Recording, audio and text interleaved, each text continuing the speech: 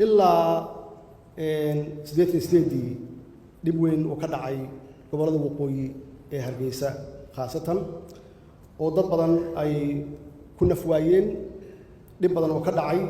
داوع بدن وكدعي قح بدن ودعي هنتي بدن أي بربرتي وحلو بهاي جروش حلو بهاي هاي إن وحي حماه ودعي لسه فيه وحلا وحي إن chapter مدو أها وتاريخنا قلي إن أنصحناه معناه هذا وحي تهاي لبكاس كدعي وقوي إن عذر دار أنكسر منه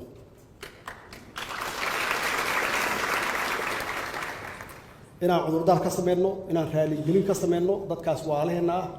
أنتي دمتي أنتي داوعنتي عن رهنه تاريخهم بهاي وحي دعي إن وحن صمرني runtii wixii halkaas ka dhacayna wixii ka dambeeyay koonfur oo waqooyi ku duusha ma ahayn wax qabiil ku salaysan ma ahayn waxay ahayd system dawli ah oo markaas jiray anigoo madaxweynihii qaranka ah inaan cudurdaarka sameeyo oo raaligelintaas aan gaarsiino walaalaheen reer waqooyi idinkan ila qaadataa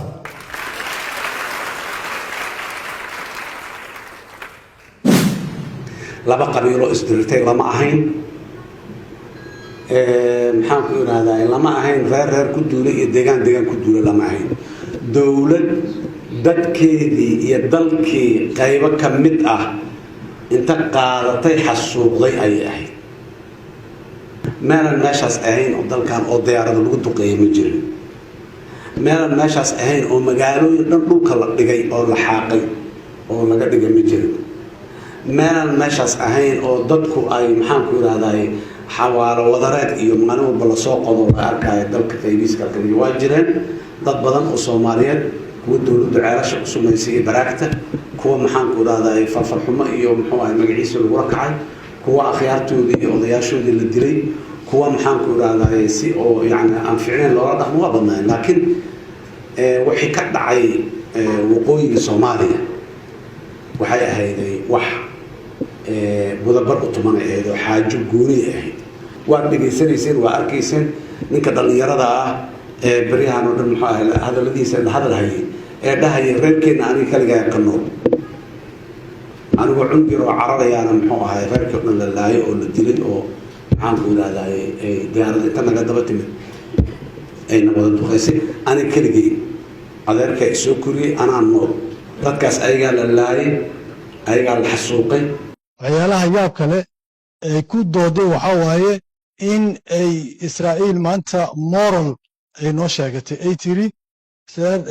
Somaliland waxaan u taageeray inay yihiin dad la xasuuqay oo loo geystay xasuuq lama inkiri karo Somaliland dib loo geystay waa run oo madaxweynayaashii iska dambeeyay xigxigay ayaaba ka cudurdaartay arrintaas ayada ah in ay dokumenti tahay oo Somaliland magaca dawladda Soomaaliya lagu xasuuqo dadkeeda dhibaato loogu geystay wax la diidi karo maaha